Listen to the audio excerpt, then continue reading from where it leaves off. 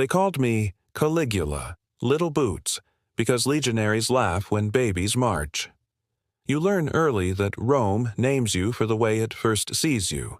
A joke, a scar, a rumor with sandals.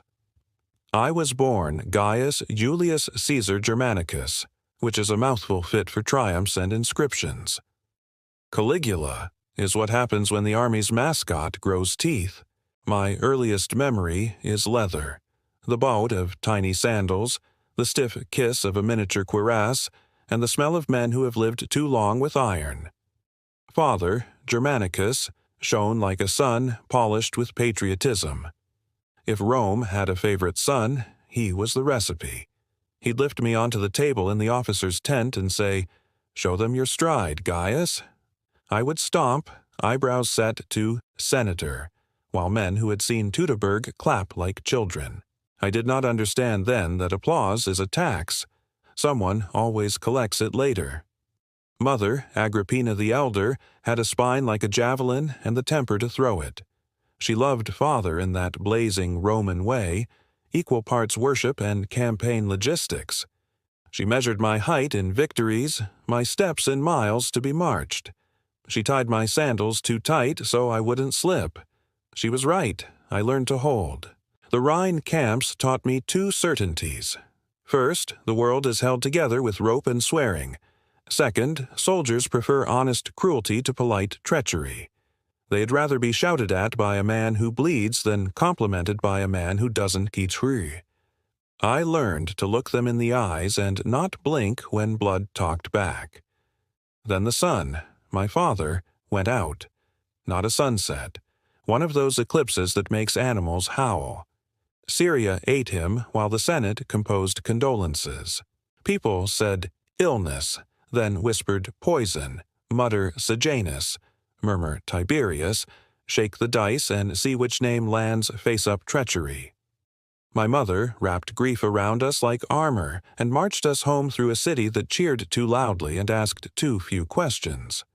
Rome applauds even funerals, if the mask fits.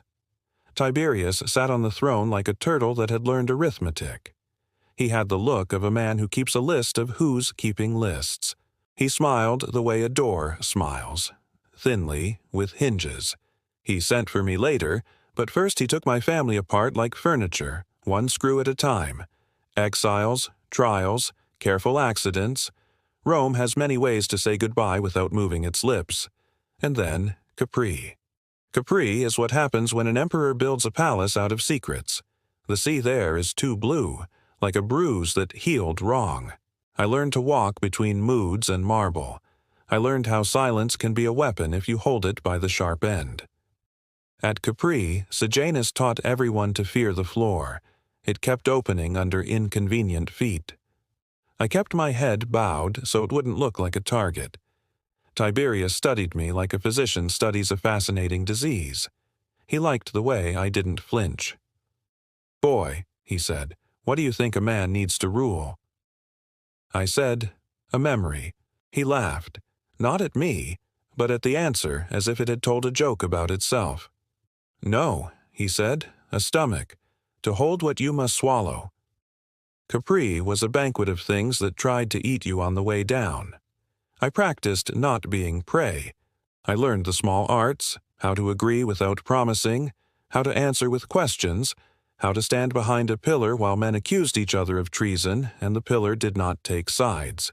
I hid my rage in the cupboard with the figs and only ate one at a time. When Sejanus fell, oh, what music Rome makes when a favorite is suddenly a traitor. Heads learned to roll with it. The letters flew. The statues changed their names. Capri breathed out. I watched and counted. How many cheers for Sejanus Tuesday? How many curses by Friday? Rome performs loyalty like a festival. New costumes every year. Tiberius aged into parchment with eyes. He tested me with small powers, like handing a child a live coal and timing the scream. I did not scream. He let me be cruel in little ways, the way a tutor gives a pupil a dagger and says, "Spell your name." Cruelty is handwriting for emperors. You want a readable script. Do you want me honest? I enjoyed some of it. If you never have power, you may think it tastes like wine. It does, at first. Then it tastes like iron filings. Then you can't taste anything else and you start chewing the cup. There were sisters. Oh yes. Drusilla, my favorite. A moon I could look at without going blind. Agrippina and Livilla. Bright knives in a drawer where you keep your hands anyway. Family is how Rome makes gods bleed politely. We shared bread, jokes, and the same cliff's edge. Then the old turtle died. Or mostly died. Tiberius had the courtesy to do it slowly so we could practice reacting. When he finally stopped counting our mistakes, the palace unclenched.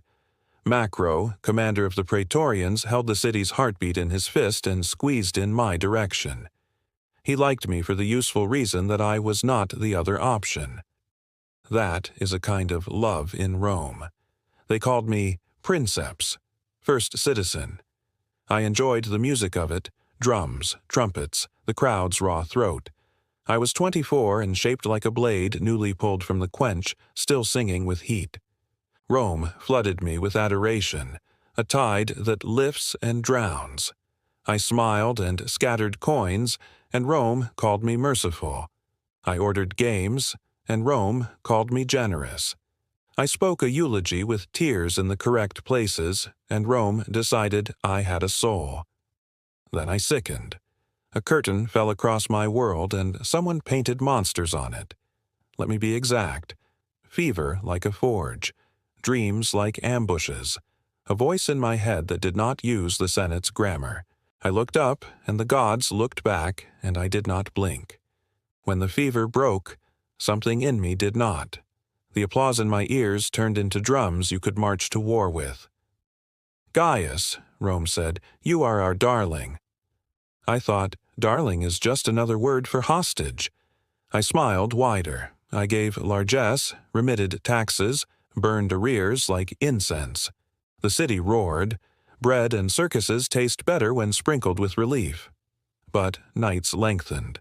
The Palatine has corridors that teach you your own footsteps. I walked them and counted debts. Have I told you about memory?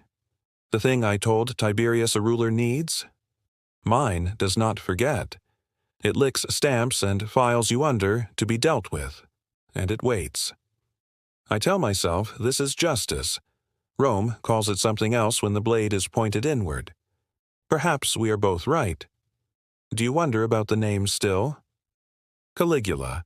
The little boots were never little to me. They were heavy with expectation, with other men's laughter, with the iron smell of a camp that knew the difference between bravery and loudness. Every step since has been the same step, onto a stage, into a trap, over a body, toward a cheer. This is the end of the beginning.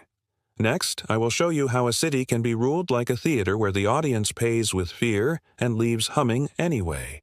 I will show you how to pour a sea into a jar and call it conquest, how to make a horse sleep softer than a senator, how to love a sister and an empire and anger all three. For now, remember the boy in the boots, stomping to make soldiers laugh. Remember how applause is a tax someone always collects.